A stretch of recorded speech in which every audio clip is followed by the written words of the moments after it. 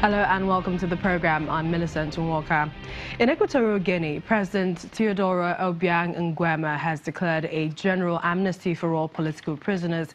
His decree was read on national television after opposition parties demanded the release of political detainees as one of the conditions for taking part in what the president has called a national dialogue.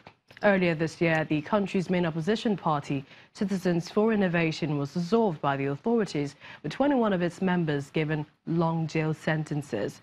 Mr. Obiang, who seized power in a coup in 1979, accused mercenaries of planning to overthrow him. Well, let's get more on this story from an African affairs analyst as well as a lecturer at the University of Lagos, Mr. Okwala. Thank you for joining us on the program. Thank you very much. It's always my pleasure. What do you make of the move by President Teodoro Nguema's decision granting total amnesty to political prisoners in the country? Well, it's a very good move, but it's only a first move, because it's a move that will lead to national healing. For some time, there have been repression, there have been intimidation of opposition in Equatorial Guinea, and the suggestion to have a national dialogue, which led to this release, will definitely help.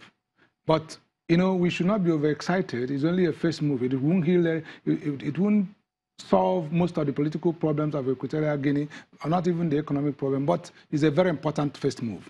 But do you think that it's the right time? I mean, some have lauded it, but some are saying it's coming late. We have a couple of opposition members who have been detained and who have died. Take, for example, one Obama Edu. He was jailed for sedition, and we hear he was tortured to death in prison. Well, it's, of course, one we wish it didn't happen, but it has happened. And it's better for Equatorial Guinea to look forward. Maybe later they can look backward and see what happens so that they make sure that it doesn't repeat.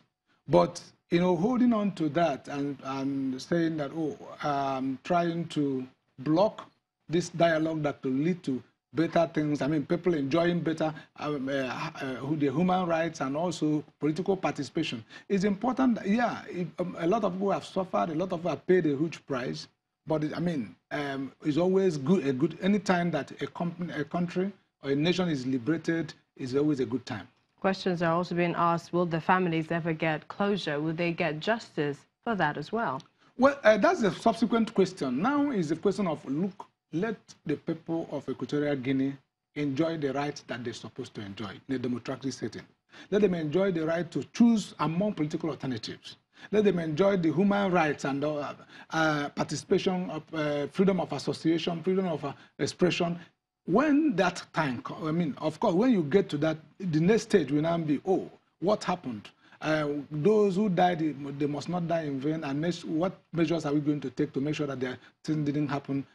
Such things doesn't happen again. And then that will give justice to those who have paid their price, or due recognition. Because some of them, no matter what a person is dead, nothing is really justice to a dead man. But at least the